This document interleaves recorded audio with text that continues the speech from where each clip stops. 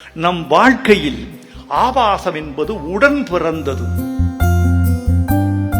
மனித விருத்திக்காக இயற்கை செய்து வைத்த ஏற்பாடு இந்த பாலுணர்ச்சி, காமம் என்பதெல்லாம். இந்த கலைக்கும் காமத்துக்கும் உள்ள இடைவெளியை மிக நன்றாக புரிந்து கொண்டவர் கண்ணதாசன். அவங்க கட்டில் பரிசுக்காக இல்ல, நீங்க என்ன இப்படி சிரிக்கிறீங்க? அவர்களின் தீர்ப்புக்கு துணை இருக்கு என்பதற்காக சொல்லுங்க. பாலுணர்ச்சி என்பது காமம் அல்ல, ஒருவர் மீது ஒருவர் காட்டுகிற கருணை அடிச்சாயா கவிஞன்.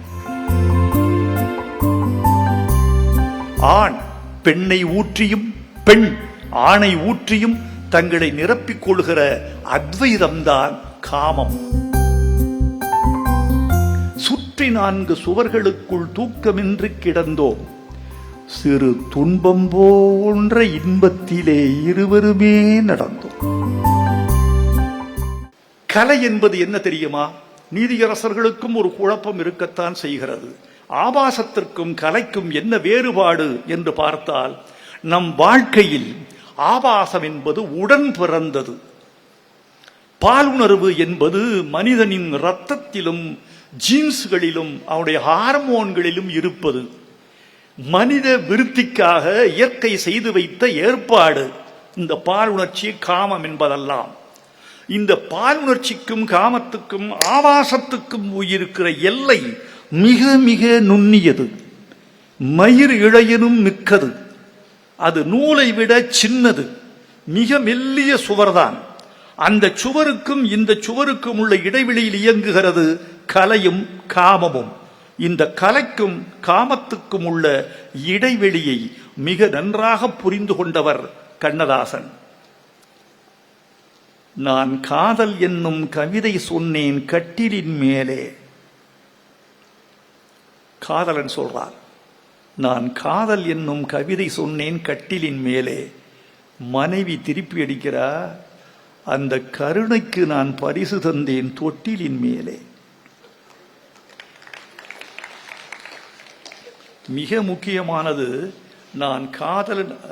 நீதியரசர்களுடைய மேன்மையான கவனத்திற்கு இதை உள்ளாக்குகிறேன். இல்ல, மிக முக்கியம். அவங்க கட்டில் பரிசுக்காக இல்ல, நீங்க என்ன இப்படி சிரிக்கிறீங்க? அவர்களின் தீர்ப்புக்கு துணை இருக்கு என்பதற்காக சொல்லுங்க. அதாவது, காதல் என்னும் கவிதை சொன்னேன் கட்டிலின் மேலே, பரிசு தந்தேன் தொட்டிலின் மேலே. எதுக்கு? அந்த கருணைக்கு. பாலுணர்ச்சி என்பது காமம் அல்ல, ஒருவர் மீது ஒருவர் காட்டுகிற கருணை அடிச்சாயா கவிஞன். உனக்கு நான் செய்கிற கருணை, எனக்கு நீ செய்கிற கருணை, அதனுடைய விளைவு இந்த தொட்டில். அதை வன்முறையாக செய்வது மலரினும் மெல்லிது காமம். சிலர் அதன் செவ்வி தலைப்படுவார். திருக்குறள் மலரை விட மென்மையானது, அது காஞ்ச மாடு கம்பங்கொல்லையில் புகுந்தது போன்றது அல்ல, அது மெல்லியது, மயிலிறகு போன்றது, மலர் கொண்டு செவிமிடல்களை வருடுவது போன்றது, ஒரு மழைக்காற்று உள்ளாடையை உரசிப்போவது போன்றது, மெல்ல மெல்ல எழுப்பப்படுவது. அது கண்ணியம் மிக்கது, அது பெருமை மிக்கது, அருமைக்குரியது. ஒருவரை ஒருவர் நிறைவு செய்வது. ஆண் பெண்ணை ஊற்றியும் பெண் ஆணை ஊற்றியும் தங்களை நிரப்பிக் கொள்கிற அத்வைதம்தான் காமம். இதை ஆபாசம் செய்வது தப்பு. இன்னொன்று சொன்னாரு, நீயும் நானும் நேற்று ஓரறையில் கிடந்தோம், உறவு கொண்டோம். இது உரைநடையில் நான் சொல்வது. இதை கவிதையில் சொல்கிறார் கண்ணதாசன். சுற்றி 4 சுவர்களுக்குள் தூக்கமின்றி கிடந்தோம். இது ஓகே, இட்ஸ் அ ஸ்டேட்மெண்ட், இது ஒரு வாக்கு மூலம். அடுத்த வரி ஒரு வாக்கு மூலத்திலிருந்து கவிதைக்கு தாவுகிறது. கண்ணதாசனுக்கு ரொம்ப பிடித்தமான உத்தி. சுற்றி 4 சுவர்களுக்குள் தூக்கமின்றி கிடந்தோம், சிறு துன்பம் போன்ற இன்பத்திலே இருவருமே நடந்தோம்.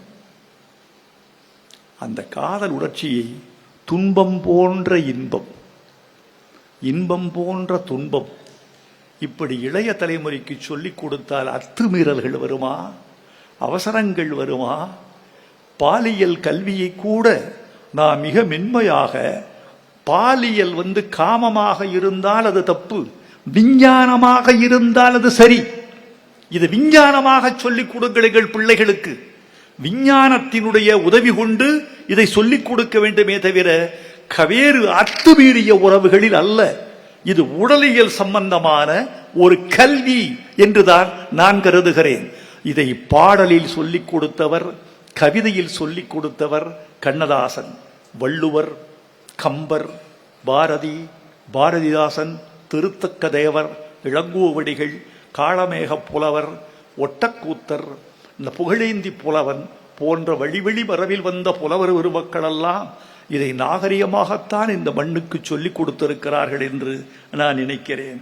நண்பர்களே,